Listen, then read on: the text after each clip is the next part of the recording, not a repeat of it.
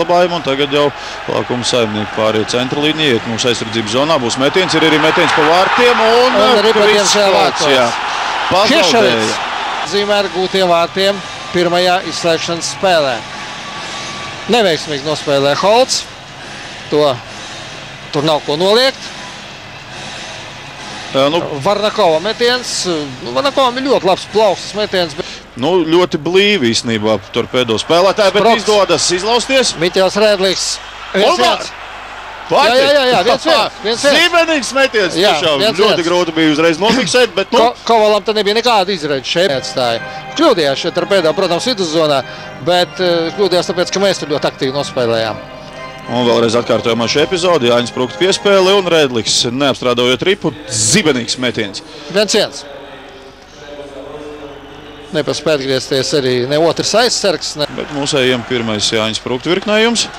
Iemetam ripu pretinieku aizsardzības zonā un Miķels Rēdliks. Būs noraidījums, es domāju. Sev tipiskā manierā. Negluži tipiskā, bet grūdiens ar rokām atklāts un baidos, ka šeit arī ar 2 minūtēm viss nebeigsies.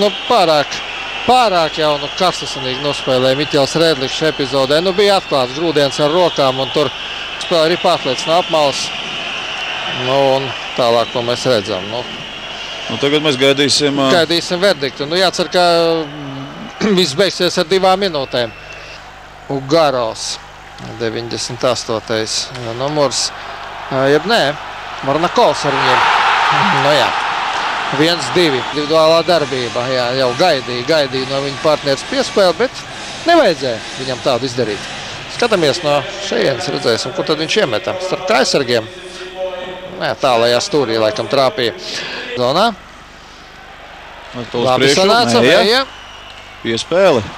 Bet varbūt arī nevajadzēja tā darīt. 3-1 aizsargu.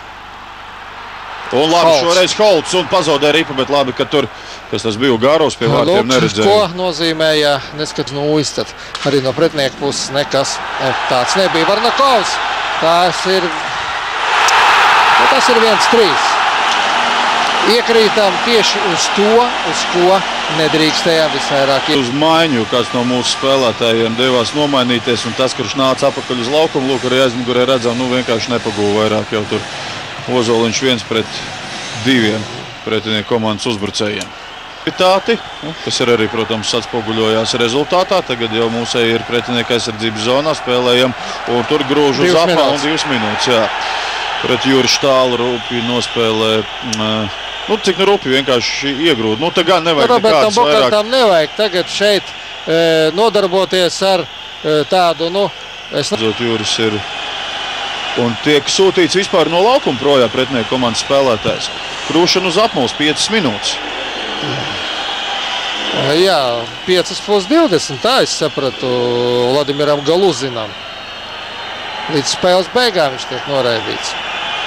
Vēl te par šādiem žestiem var dabūt vēl papildus. Lielāks sots kā līdz spēles beigām nevar būt. Te acīm redzot, jā. Tā pirmā daļa ļoti labi, patiešām. Vārtī! Jānis Sprukts no Gunta Galviņa piespēles. Jā, izdevās tomēr izmantot skaidrisko vairākumu, bet skatāmies. Galviņš uz tālo stabiņu un tur Jānis Sprukts. Arī Miķelim Rēdlikam būs rezultatīva piespēle. Vajadzētu būt, viņš to ir pelnījis. Ļoti zibenīgi viss. Šīs dienas spēlē. Jā, pirmo torpedo izmantoja, teiksim, ka ļoti ātri, bet veiksmīgi. Un šo ļoti ātri. Petrovs. Šādām spēlēm neraksturīgi viegli mēs tos vārtus zaudējam. Galviņš, atklāt sakot, šoreiz vairāk traucē Holtam nekā palīdzēja. Mazliet viņi nogaidīs. Nekādās lielās aventūrās nemetīsies pa galvu, pa kaklu uz priekšu viņiem, tas mums jāskrien. Mums vajag atspēlēties. Vārtī, lieliski, Sotnieks, Mārtiņš Karsums. Labi. Sprukts līdzīgā manierē piepriekšējā vārdu domā. Sotnieks, Karsums, lieliski. Tāda laba piespēle. Pacēla galvu, paskatījās Kristaps.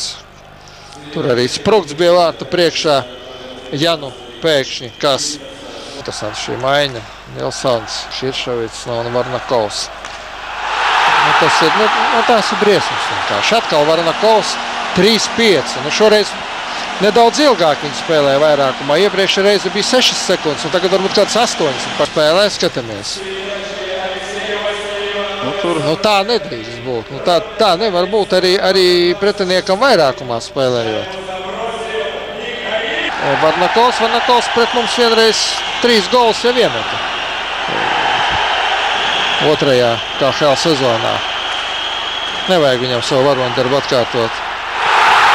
3-6, tas ir viss šajā spēlē. Šietanens. Meistarīgs, Somu aizsarga. Tieši bez šīs uguntiņas un varbūt šīs uguntiņas trūkums šajās pēdējās ka šeit notika ļoti labi nomānīja. Šietanens, bet paskaties, cik ilgu laiku viņš te brīvi rīkojas. Brīžiem tāds iespējas rodas. 3-7. Nu, skatīsies video tiesnesis, bet jebkurā gadījumā Ripu, tur Krikonovs piespēlē vārtu priekšā un kurš tur Varnakovs bija atkal? Nu, Varnakovs tur bija. Ja ieskaitīs, tad Varnakovam būs hat-trick visticamāk. Vai arī Krikonovam. Jā, Varnakovs izdarīja metienu. Kādā uz Latvijas? Varbūt nezinu pat. Nē, nu zinu, hokeja līdz te jau zinu par šādu tradīciju, bet redz, bija pauze, atsākās spēle, nebija laika, kad mēs tās cepurs. Tā tiesneša roka ir pacelta. Spēle būs noraidījums mūsu komandā. Jā, tur bija neapstrīdams pārkāpums. Un pilnīgi likumsakarīgi ir tas, ka Torpēdā sāk šo sēriju ar uzvaru nevis Rīgas Dinamo. Diemžēl. No tā mums būs daudz ko mācīties. Vēl pēdējā sekundes spēlētājiem jāizveda laukumā. Jā, arī pa Torpēda aizsardzības zonā, bet tur jau skan fināla sirēņa.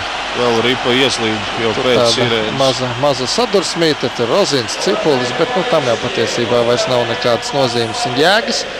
3-7, 3-7. Ar šādu pamatīgu pērienu sākam izslēgšanas turnīru. Gagarina kausa izcīņa Nižņi Novgorodā piekāpjoties vietējai Torpēdai.